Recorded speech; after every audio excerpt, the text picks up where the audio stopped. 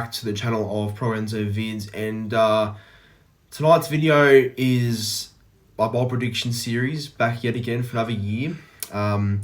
As you guys all know, obviously every year there's a 3-part series of doing the bold predictions for the new year ahead. So obviously there's part 1, which is tonight, part 2 tomorrow, and then Wednesday that will be part 3, the final part of this bold prediction series for 2025. So yeah, I've been doing it since like 2022, I think, doing this sort of content. So it's been good. Everyone likes it. So yeah, always going to release 5 each day. So obviously tonight 5, and 5 the next day, and 5 in the last part, in part 3. So that's how we're going to do it for tonight, but and for the rest of the series. But as always though, please be sure to like, comment and subscribe to the channel. Yeah, obviously that goal of 5k is still well and truly alive. Hopefully get there by latest February, but hopefully January somehow, if I can get there. About an odd 40 subs away now, so getting closer. But you know, the main thing is you guys enjoy the content and enjoy what I do. So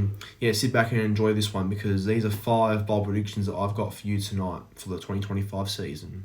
Right, so coming in at number 1, I start off with a very bold prediction, and this one definitely, I mean, I can see other people predicting this too, but not too many other people. That's having Casey McLean as a player in his first full year. I'm assuming he'll be the Penrith winger going forward.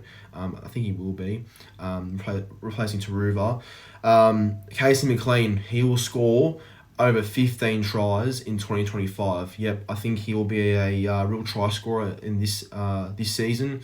I just think after the way he played for New Zealand on debut against PNG a couple of months ago in October, scored 4 tries in his test debut for an 18-year-old. That's really unheard of, and that's really special. So I feel like that's a preview to what we could see of Casey McLean, especially when he's got good ball players like Nathan Cleary, Dylan Edwards, all there. Obviously, Blaze Salungi will definitely have to grow up at 5'8", but he's got some good ball skills too. So, you know, I think Cleary has McLean on his side, I'm pretty sure, not Talangi, but we'll see how they align it against Penrith this season. But the point is, I think Casey McLean will score over 15 tries this season. I just have a feeling that he's one of those rookies that will know his way to the try line. He'll find a way to score in most games of the 2025 season. Obviously, we saw that with Lafiana Khan-Pereira for the Titans. You know, obviously a rookie, but scored heaps of tries in his first year, and even last year got a whole heap as well. So, you know, I can see Casey McLean being a real try scorer for that Penrith team. Obviously, Taruva is a bit of a loss, but easily replaced. And I feel like having Casey McLean being a ready-made local junior backup as well, it just makes so much sense to say that he will be a great replacement for Taruva, which is why I predict that he will score over 15 tries in season 2025. So a bit bold, maybe not, because he does know his way to the try line already, but because it's his first year playing regular first grade, and especially being an unknown sort of still, I guess you could say, yeah, obviously it's a bit bold, but I do think he'll score over 15 tries in his first full year of first grade. So mark my words, that will happen, hopefully. Coming in number 2, it's actually a bit of a strange one, but look, it's bold. It's bold for a reason, so I'm going to say it anyway. But I reckon at some point this year, in one of the Sharks games, don't know which game it will be, but in at least one of the games, we'll see Foral Blake score 4 tries. Yep, you heard me. You heard it here first. Foral Blake will score 4 tries in one Sharks game. Don't know which game it will be, but there'll be one game where we might see AFB run for over 250 metres and just crash over for tries, and that's 4 tries as well in the one game. I don't know when a proper scored 4 tries in one game. I don't know the last time that actually happened, but I'm just saying that I think Foral Blake can actually do it. I think he's that sort of prop that can just go close to the line, barge over and score easily. Or a good small short ball, he can just crash over. I see half or most of his tries being like that if he does get 4 in that one game. So it's bold. It's bold for a reason, and that's why I'm going to say it, because I had that feeling today that maybe that can be a possible thing for Foral Blake. If it happens, I deserve some money. But like, you know, it's definitely unlikely, but you never know because he does score a fair few tries for Foral Blake for a prop. Not many props score tries, but Foral Blake's one of the few that does know how to score a try. He's pretty good at doing that. He's proved that at the Warriors that he can score tries, especially close to the line. So I wouldn't rule it out, but 4 might be a bit of a stretch, but I can see him having a day where he does score a fair few tries. So, yeah, look, I'm being bold here. I mean, Foral Blake's definitely someone that I reckon will be up there as buy of the year for the Sharks. He'll definitely make Sharks a more competitive team. So, yeah, I think for the Sharks' sake, it's going to be a big signing for Foral Blake. That's for sure. But I've got AFC scoring 4 tries in the one game in season 2025. Will it happen? Who knows? But it's bold for a reason. All right, in number 3, I have Jackson Hastings, the Newcastle Knights half, to depart the club mid-season. So, not at the end of 2025, even though that's more realistic. But yeah, I think mid-season he might leave because I don't believe Jackson Hastings is the Knights' preferred 7 to start the year. I think it's more Jack Cogger or Fingers Crossland based on how Knights ended the year last year. Maybe Crossland will stick at that 7 position yet again. I think they like Tyson Gamble and Jack Cogger a bit more, and maybe Will Price more than Hastings. It feels like that anyway, But yeah, it just feels like Hastings is really at crossroads with Newcastle. His future there does not seem to be very very certain. I don't feel like. I mean, Hastings is a good player on his day, but it does feel like he might need a bit of a new direction, especially with the in and out situations he's already had at Newcastle, and where Adam O'Brien constantly chucks and changes his own halves pairing every single week. Don't know why he does it. Who knows? After maybe a 1 loss, will change it. So, don't know. But I just have a feeling that Jackson Hastings will unfortunately be one of those players where, he probably would have liked it to work out in Newcastle, but I don't think it will. And that's why, as a result, I see him leaving the club mid-season. So I'm talking around maybe June, July. He'll be wanting out of Newcastle and he'll be on, a mid-season transfer to another club. But I don't know what club. That's something I don't actually know where he'll go, but could be Super League, could be somewhere else. Who knows? But, yeah, look, I think for Hastings' sake, because he's not the Newcastle Knights' preferred 7 going into 2025, he'll eventually leave.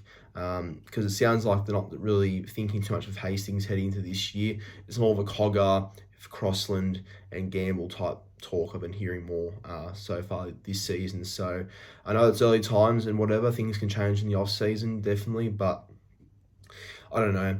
It feels like Hastings just isn't part of their long-term plans either. So, yeah, I think Hastings will eventually leave. If it's not mid-season, it's definitely at the end of 2025, but I'll say mid-season because that's bold. And like what club, who knows, but yeah, I can just see a world where Hastings has enough and he will want out and Newcastle will grant him that release. And they've got a new head of recruitment as well in Peter O'Sullivan, so obviously he's there to make some changes and chop and change the squad a little bit. So I see someone like Hastings being someone that O'Sullivan will go, you know what, I don't think Hastings is part of this club's plans going forward. We've already got enough halves as it is. Hastings is better than a reserve grader, so we'll let him go and chance his opportunity elsewhere. I just have a feeling that's going to happen, but we'll see what happens. But yeah, I think Hastings will leave the Knights mid-season in 2025. All right, bold prediction number 4. And in bold prediction number 4, I think that in one of the games between both the Tigers and the Panthers this season, we'll see the Tigers at least beat Penrith once. And I reckon they will at least once. I just checked both games. Round 14, they played the first time, June 8th, and then round 21, July 26th, at the same venue, CommBank. So they're playing at CommBank both times, which is very strange, I feel like. But yeah, look, not Origin affected. None of those rounds are Origin affected. I think, I genuinely actually have a feeling Tigers might beat the Panthers at least once this year. Don't know in what round, but there's a time where I feel like Tigers will stand up in a big time against the Panthers. I mean, Tigers have full of ex-Penrith players like Luai there now, Taruva now there, Naden, Staines, a few others, the list goes on. But obviously the Tigers have rebuilded and are looking like a fairly decent side that should not get the spoon in 2025. if they do get the spoon, that would be a real shock and a real shame. And I think there's a much more deeper issue. But I think with Penrith being a little bit more weaker this year, Penrith will still be a great side. I still have Penrith in my top 4 somewhere for now. But I think Tigers, for me, there'll be that time where Luai will stand up and really show it to his old club. And I just have a feeling that, in one of those games, whether that's the first time they play or the second time they play, don't know, the Tigers will stand up and beat the Panthers at CommBank Stadium on one of those afternoons. So, or there's round 21 is a Saturday night game, but the round 14 game, that's a Sunday afternoon at 4 p.m. So, that's a big one. But, Tigers to at least beat Penrith once this year. And last but not least, bold prediction number 5. And bold prediction number 5 is that I believe 2025 will be the final season of Adam Reynolds. So I reckon whatever happens with the Broncos this year, whether they make the finals, miss the finals, whatever, I think either way, retirement is calling for Adam Reynolds, and I think we'll see Adam Reynolds hang up the boots at the end of the season. I just think with his body, I guess, coming up to hurt him more often now. His body's always been a bit of a question mark, especially for him as a player. But I think it's getting to a stage where it's getting a lot worse, and we're seeing more common injuries with Reynolds. Like, obviously, 2023 was a great year.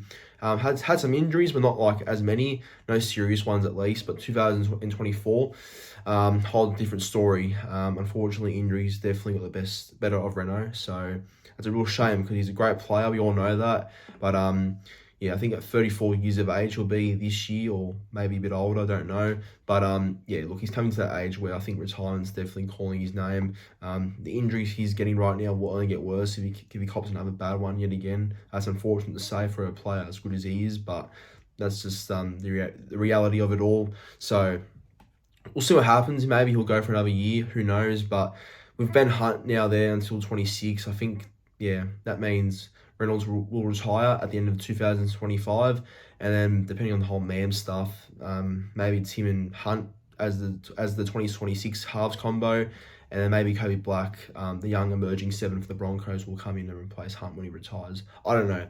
Maybe that's the plan for the Broncos going forward. But either way, I think Reynolds will retire at the end of the season. So if he does, it's a real